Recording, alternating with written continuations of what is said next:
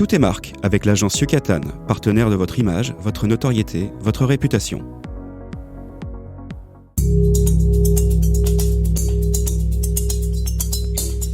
Tout est marque, une émission proposée et animée par François-Xavier Goudemont. Éclairer la vision et inspirer les actions.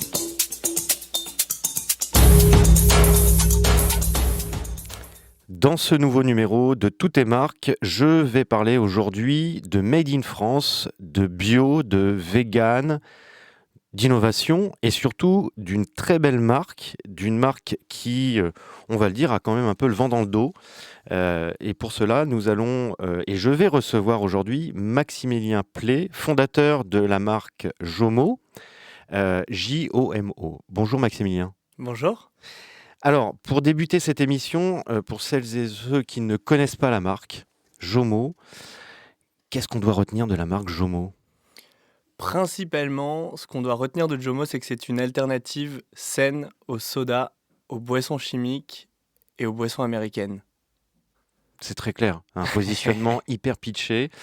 L'histoire du nom, L'histoire du nom, c'est... alors Jomo veut dire Joy of Missing Out, soit la joie de la déconnexion, la joie de prendre du temps pour soi. ressentir la joie à l'idée de marquer quelque chose. Moi, j'ai trouvé ça. Ouais, Ouais. c'est exactement ça. Exactement. C'est un nom déjà qui est international et pour nous c'était très très important parce que l'idée c'est d'être en France mais c'est de régler ce problème du soda, de ces boissons chimiques aussi en Europe ou des pays frontaliers à la France. Et donc c'est un nom qui est compris, qui est peut-être un peu moins cocorico mais qui est compris par beaucoup de nationalités. Et sa signification aussi en dit beaucoup parce que c'est l'état d'esprit qu'on a chez Jomo et c'est aussi l'état d'esprit de nos consommateurs quand ils achètent notre produit. Parce que Date de création ? 2019 lancement commercial Ouais. et 2017, fin 2017, j'ai commencé à travailler vraiment sur le projet. J'avais 22 ans à cette époque. Oui, c'est ça, c'est ce que j'allais te poser comme question. Est-ce que tu es sorti de tes études, tu t'es dit, tiens, j'ai cette idée-là, je l'amène jusqu'au bout. Comment ça s'est passé ? C'est à peu près ça. Alors, j'ai pas fini mes études, je les ai arrêtées pour lancer Jomo. En fait, en parallèle, à côté de mes études, j'étais livreur Deliveroo, l'un des tout premiers à Paris, et du coup, c'était tout nouveau pour les restaurateurs à cette époque-là, donc j'étais très très proche d'eux. Et c'est en discutant pas mal avec eux que je me suis rendu compte qu'il y avait une nouvelle génération de restaurateurs qui arrivait sur le marché, qu'il y avait des nouveaux univers de restaurants, de la qualité dans l'assiette, et que la seule chose qui n'était pas sexy, c'était le frigo à boissons. Donc je me suis dit, il y a peut-être quelque chose à faire parce qu'en France, on a quand même un savoir-faire gastronomique assez fort et connu à l'international, mais sur les softs, on n'est pas forcément très très bon. Et je me suis dit, il y a peut-être quelque chose à faire sur ce marché-là. Donc je suis parti 1 an et demi en R&D D'accord. et en 2019, lancement commercial. D'accord. Un benchmarking sur le terrain. Exactement, que ça, justement, pas d'études de marché qu'on peut acheter 10-15 000 euros pour connaître le marché. D'accord. Je suis allé à la sortie des restaurants. J'ai écouté ce que les gens voulaient. Je leur ai fait goûter mes prototypes au début qui étaient vraiment pas bons. Donc j'ai eu plein de retours. J'ai appris à réellement comprendre les attentes. Parfois on peut écrire et on les comprend pas vraiment. Puis j'en ai profité aussi pour créer un groupe qui s'appelle la Jomo Family, qui était composé en fait de restaurateurs, d'amis, d'autres entrepreneurs que j'avais rencontrés et qui m'ont donné leur avis en fait sur toute la construction du produit, de la marque. Voilà. Sacrée aventure. Ouais, plutôt cool. Je suis très heureux dans ce que je fais et j'ai beaucoup de chance. Aujourd'hui, vous êtes combien chez Jomo ? Aujourd'hui, on est une petite quinzaine. Ouais. Très dynamique. Extrêmement, ouais. Ouais. On ne lâche rien. Très dynamique. On revient à cela parce que pour que les auditeurs et les auditrices comprennent la marque Jomo, justement, je répète, J-O-M-O, Oui. que tout le monde, parce que quand on la voit, on se dit, ah oui, c'est celle-ci, mais voilà, il faut quand même le rappeler. Le métier, le produit en tant que tel, c'est du thé glacé bio. Comment on peut le résumer ? Ce sont des thés glacés et des citronnades, Ouais. donc composés de pur jus et pure infusion. En fait, on a enlevé tout ce qui fait peur sur l'étiquette. Donc, il n'y a pas de conservateur, pas d'édulcorant, pas d'arôme artificiel, que des bons ingrédients. Un positionnement très fort, Un positionnement très fort très sur le très sein. fort, Sur le sein. sur le sein, Ouais. du bio uniquement et Oui, rien d'autre. 100% bio. Comment tu sources justement ce bio ? Aujourd'hui, c'est quelque chose qui est 100% made in France, c'est quelque chose qui se source à l'étranger et qui est transformé en France. Qu'est-ce qui va en fait aussi se différencier derrière par rapport à d'autres boissons bio? Mmh. Alors, Ça fait beaucoup de questions, ouais, je ça fait sais. beaucoup de questions. On va commencer par le made in France. Ouais. On embouteille nos produits en France, que ça soit bouchon, bouteille, étiquette, c'est fabriqué en France. L'infusion de nos produits est faite en France. Par contre, le thé, on n'en fait pas pousser en France, donc c'est un peu plus compliqué. Et certaines autres matières premières viennent d'Europe, d'Italie, du Portugal, d'Espagne. Voilà, on essaye de sourcer au maximum le plus proche de la France. Après, ce qui est important pour nous, c'est principalement de faire l'embouteillage et d'avoir un maximum de matières premières possibles dans notre produit. Vous embouteillez dans vos propres locaux? Vous passez, On passe par un un embouteilleur, embouteilleur ouais, spécialisé? exactement, qui nous a accompagnés depuis le début et qui a cru énormément en notre projet dès le départ et avec qui aujourd'hui on a un partenariat, je dirais, très très solide pour grandir le plus vite possible et surtout sereinement. Comment on arrive justement à maintenir une promesse? Aujourd'hui, on sait qu'il y a une hausse des matières premières. Mm. C'est même, très embêtant, voire catastrophique pour un certain nombre d'acteurs, hein, de la chaîne alimentaire. Notamment, je pense, par exemple, ne serait-ce qu'au thé. Heu, ça complexifie pour toi le sujet ou vous arrivez quand même à maintenir le cap? On l'a maintenu, on n'a pas placé d'augmentation chez nos clients depuis le départ. Donc ça, on en est assez fiers.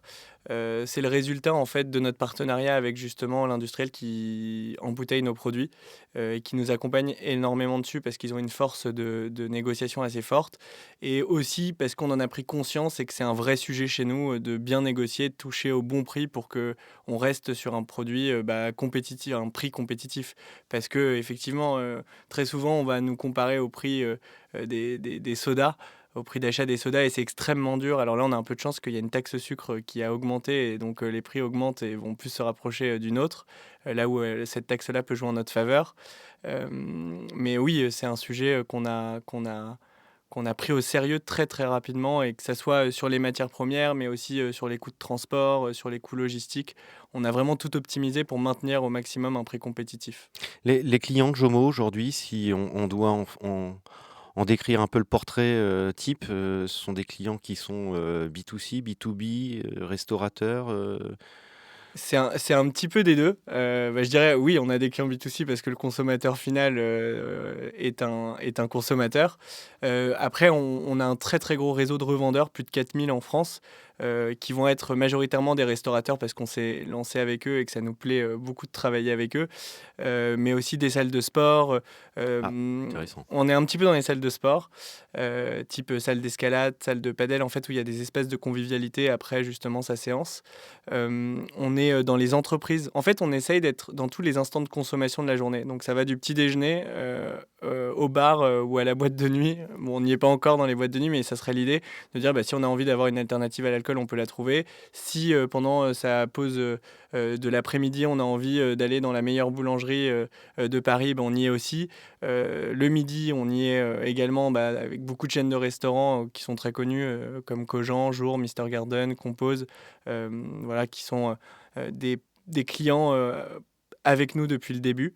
Et on va être également aussi chez Monoprix, donc ce qui nous permet D'accord. aussi d'avoir une couverture Oui, là, nationale. il y a une expansion, nationale, très, très importante. Comment tu as construit d'ailleurs alors certes une marque, on part d'une idée, on part d'un produit, on part d'une véritable promesse marketing en tant que telle, on l'a bien compris, hein, que ce soit sur, biologique, qualité, bien-être, faibles calories, heu, comment on fait grandir une marque comme ça? C'est une bonne question. Au niveau commercial, au niveau du Oui, développement, ouais, au niveau du je développement, pense parce que qu'on 4 000 implantations, ouais, c'est c'est pas beaucoup. rien. C'est beaucoup En et très peu de temps, je rappelle que tout à l'heure, tu disais que tu avais lancé ta marque réellement commercialement en 2019. C'est-à-dire que ouais, là, on est, à peine à 6 ans et on a déjà 4 000 points de vente. ouais. C'est une belle réussite. On a effectivement grandi vite. Je pense que, en fait, j'ai commencé moi en livrant les premiers points de vente. Donc la logistique a toujours été internalisée chez Jomo. Je livrais en camionnette. En fait, je stockais sur une place de parking et je livrais en camionnette mes premiers clients pendant un an. Et puis quand je suis arrivé à 100 points de vente, ça devenait un peu compliqué de tout gérer. Donc il y a mon ami Hugo qui nous a rejoints et qui m'a aidé sur cette partie-là. Je pense que on s'est toujours structuré. On n'a pas investi beaucoup d'argent au début, et même encore aujourd'hui, sur le marketing. Mhm. sur les budgets publicitaires, etc. On a minimisé ces coûts-là pour les investir sur un outil logistique. Donc nos entrepôts, on a nos propres entrepôts, notre propre préparation de commandes et notre équipe commerciale qui est assez puissante dans le développement.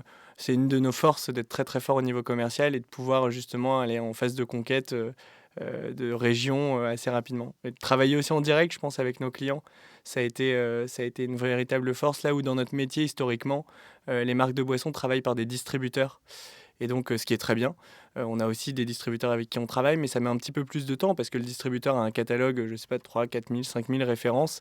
Leurs équipes ne sont pas forcément concentrées sur de nouveaux produits ou elles ont du mal à le vendre parce qu'effectivement, Jomo, il y a 5 ans, c'est un produit compliqué à vendre. Aujourd'hui, c'est un peu plus simple, Beaucoup plus tendance. beaucoup plus tendance. Les restaurateurs le comprennent beaucoup mieux, mais il y a 5-6 ans, on connaissait que la canette de soda à 50-60 centimes et quand on arrivait avec un produit à plus de 1 euro, les restaurateurs ne comprenaient pas et c'est normal. Oui, parce que le mieux manger, finalement, moi j'ai connu ça dans la grande distribution, on en parlait en 2005-2006, Ouais. il y a 20 ans. 20 ans, on parlait du mieux manger. On commençait à parler du Nutri-Score. Et finalement, c'est l'ère post-Covid qui a donné réalité, finalement, à cette logique aussi de mieux manger sans être 100% vegan, d'ailleurs, au passage. Ouais, exactement. Ouais, le Covid a changé beaucoup de choses. Je pense que c'est notre plus grande force. C'est une crise terrible qu'on subit encore, mais c'est pour nous, Jomo, en tant que marque, une très très grande force. Le premier confinement a été un moyen. En fait, moi, je suis allé livrer auprès de plus de 1000 personnes nos produits à domicile à Paris quand était en confinement. Donc, ça a fait énormément connaître la marque. Et puis, dans un second temps, effectivement, les gens, on est tous sortis de ce confinement, on a fait attention à ce qu'on mangeait, on a fait du sport, on s'est mis à changer notre style de vie, quoi. Donc, Ce qui est formidable, moi, alors j'aime beaucoup t'écouter parce que déjà j'aime bien la marque, donc je m'en cache pas. Et d'ailleurs, je vais même dire aux éditeurs et aux éditrices, allez-y, testez le pêche hibiscus, j'adore. Le citron c'est notre gingembre, best-seller, le j'adore. Fresh Hibiscus. Voilà, c'est citron gingembre, j'adore. Ouais. Euh, non, mais je trouve que ce qui est notamment passionnant par rapport à ce que tu vis ta marque et tu as les deux pieds ancrés dans le sol. Enfin, tu n'arrêtes pas de nous parler de terrain et ça, j'adore. Mm. Parce que tu nous dis que le benchmark, tu l'as fait sur le terrain, tu livres tes propres clients, tu connais tes clients, tu as le bouche à oreille. Enfin, Mm. voilà, quelqu'un qui n'est pas déconnecté et qui connaît un véritable succès, je pense que ça mérite véritablement justement d'être mis en valeur. Je reviens plus officiellement, dirons-nous, vers d'autres questions, mais comment la marque Jomo justement arrive à bien cibler? Parce que tu nous dis que tu ne fais pas beaucoup de marketing, mais enfin, quand on voit le site internet, je trouve quand même que l'idée est plutôt brillante et j'adore le slogan qu'on va laisser entre nous et puis on laissera les gens aller découvrir le slogan hein, c'est drinkjomo.com. Voilà. Exactement. Comment justement donc cette marque arrive à bien les cibler, ses clients, plateformes digitales, vous vendez sur Amazon, On comment vous parle du faites ça? consommateur final. Ouais. On est sur Amazon et je vais le dire, mais je ne sais pas qui vend nos produits sur Amazon. Ça fait 2 ans que quelqu'un vend nos produits sur Amazon. Je ne comprends pas D'accord. qui les vend, mais ça part apparemment. Il y a des super avis, donc c'est génial parce que indirectement, ils nous les achètent à nous. On a également aussi notre site internet destiné aux particuliers qui commence à grandir, mais on a encore une fois rien investi. Enfin, on n'a pas investi là-dedans. Donc je pense que ce sont des personnes qui nous ont acheté dans des restaurants, qui ont adoré le produit, et qui nous rachètent en ligne. Après, on les cible principalement par nos revendeurs. Hein. Notre réseau de revendeurs, c'est comme une famille pour nous. On est très très proche d'eux. Et c'est avant tout nos ambassadeurs. On a Tina dans chez nous. Responsable commercial? Non, Non. Customer Success, Custom- qui est ma maman. D'accord. Ouais, Bah, histoire écoute, je ne le sympathique. savais pas que j'ai eu plusieurs fois au téléphone Ouais. moi, en tant que professionnel et que je trouve formidable et très dynamique. Ouais, Passage. exactement. Qui est très très forte pour fédérer justement nos revendeurs parce qu'on les considère chez Jomo comme de véritables ambassadeurs et son travail, c'est vraiment de les accompagner tout au long de l'année et de les aider à proposer une alternative saine au soda. Avant de proposer du Jomo, c'est de proposer une alternative saine au soda.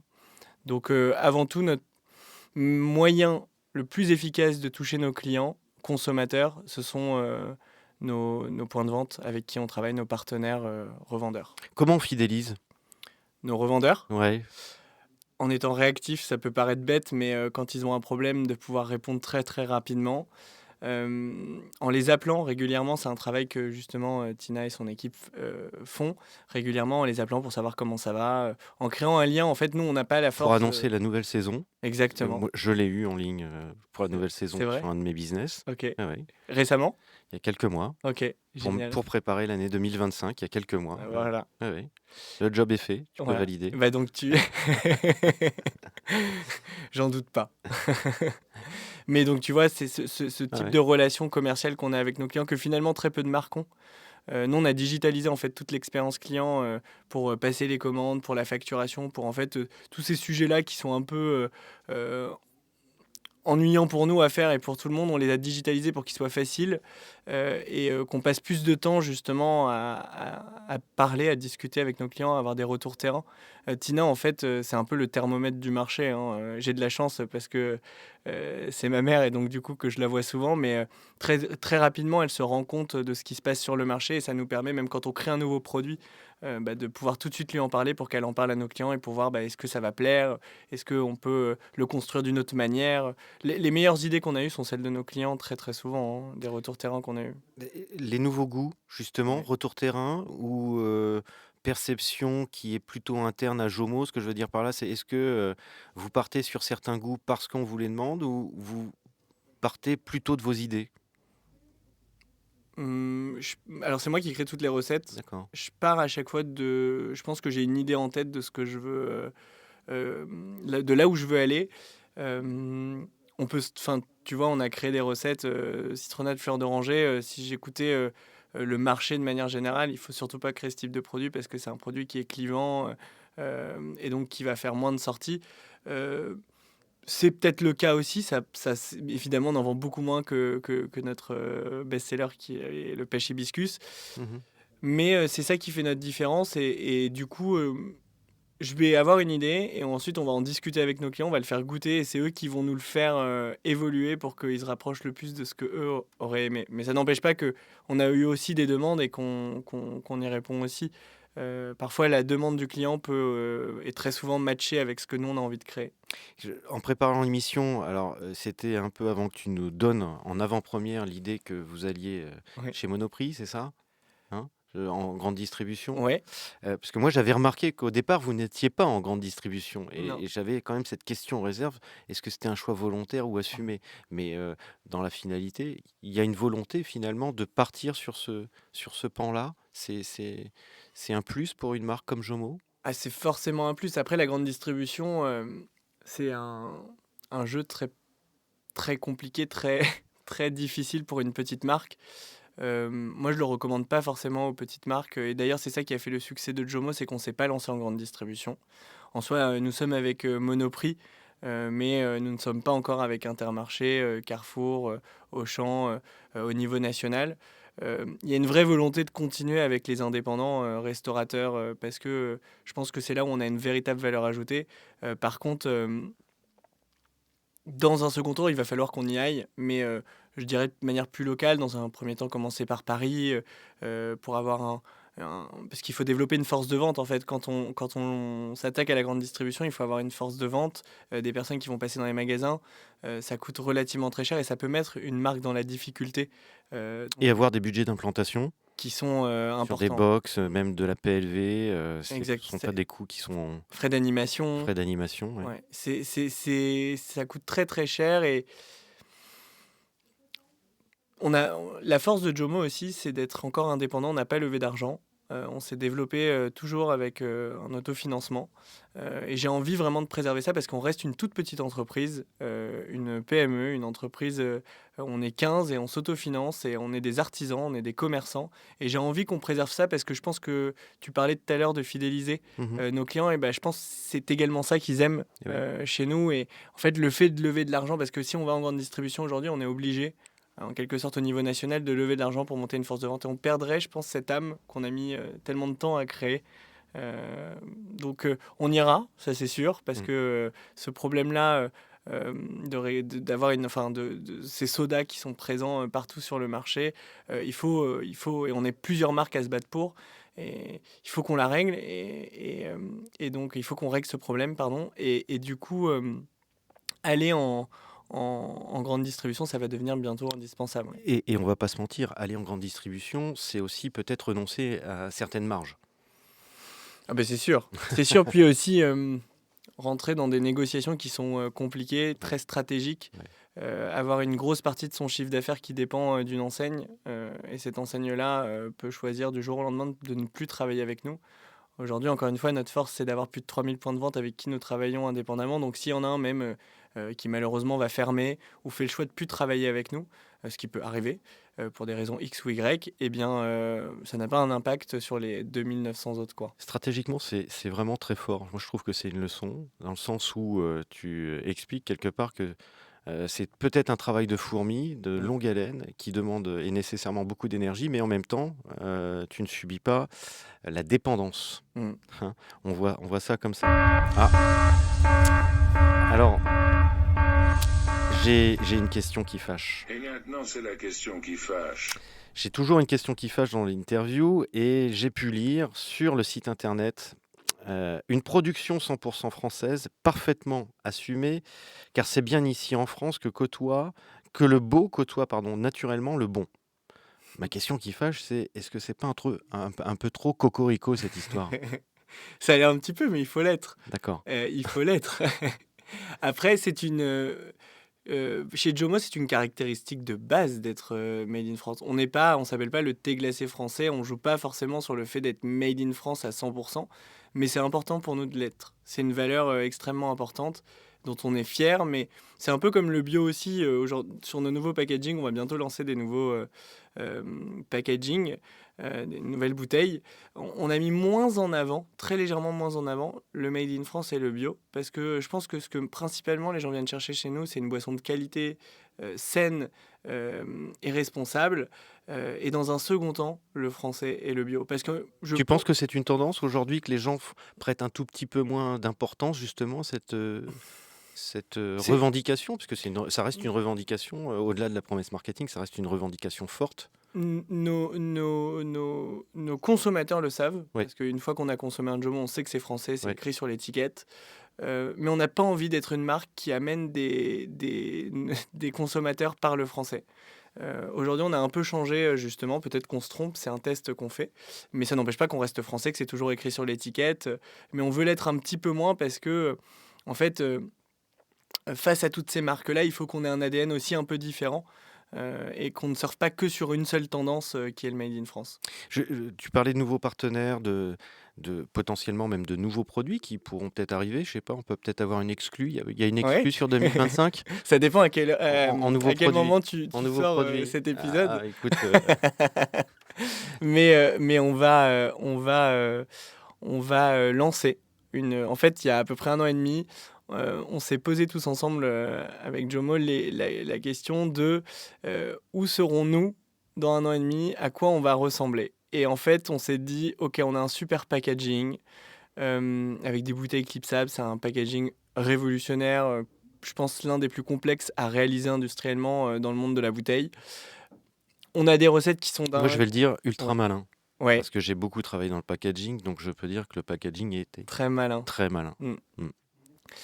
Et du coup, on s'est dit, ok, on a tout ça entre les mains, mais finalement, il faut s'améliorer parce qu'encore une fois, on a écouté le terrain depuis 5 ans. À ce moment, enfin, ça faisait 5 ans quand on a commencé à se poser des questions, et un peu moins 4 ans et demi. Et on avait pas mal de retours terrain et on a voulu vraiment améliorer le produit. Donc, on a travaillé pendant 1 an et demi avec une très très belle agence qui s'appelle Nash & Young, qui nous a accompagnés sur tout notre nouveau branding. On a dessiné une nouvelle bouteille qui nous appartient avec nos moules, donc ça aussi on en est très très fiers. Ça va arriver du coup sur l'été, pendant l'été Sur l'été 2025. 2025 exactement. D'accord. On est ravis d'avoir des exclus dans toutes les marques parce que, je le rappelle, dans toutes les marques, on aime toutes les marques et on aime rencontrer toutes les marques, grandes, moins grandes, anciennes, plus récentes. Juste une question, moi, qui m'interpelle en termes de strat marketing et de marque en tant que telle. Je trouve que la marque est ultra puissante. À quand une boutique 100% Jomo dans Paris? On en a plein des boutiques, on en a 4000. Mais intégré. Je sais pas si ça fonctionnerait. On s'est déjà posé la question, mais je sais pas si ça fonctionnerait de vendre que du thé glacé dans une boutique. T'en penses quoi? Il y a beaucoup de coffee shops qui ne vendent que du café. C'est vrai. Mais le café est peut-être un... Ouais. Mais peut-être faire un pop-up pendant, tu vois, 1 mois, 2 mois, dans des quartiers assez sympas, pour justement plus aller à la rencontre de nos clients. Ça pourrait être intéressant. Je crois qu'il y a un gros potentiel, on pourra en reparler. On arrive déjà à la fin de cette émission, cher Maximilien. C'était vraiment un plaisir, c'était passionnant. Moi, j'ai une dernière question pour conclure. J'aimerais avoir ton sentiment en tant que chef d'entreprise. Quand on crée une marque comme ça, comme Jomo, ex nihilo, quelle est la complexité de créer une marque, mais surtout en France ? Surtout en France,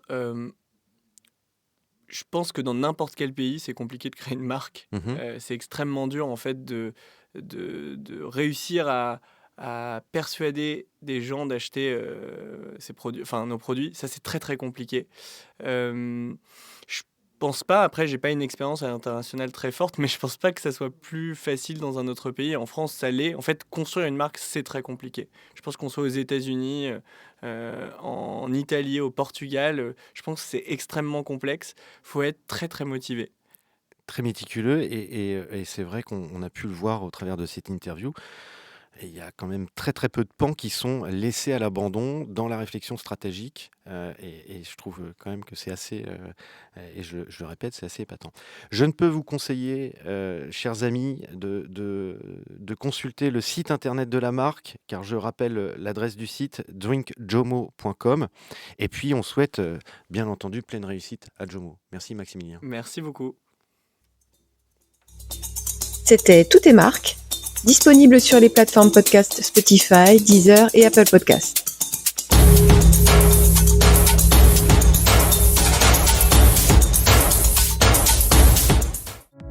C'était Tout est marque avec l'agence Yucatan, partenaire de votre image, votre notoriété, votre réputation.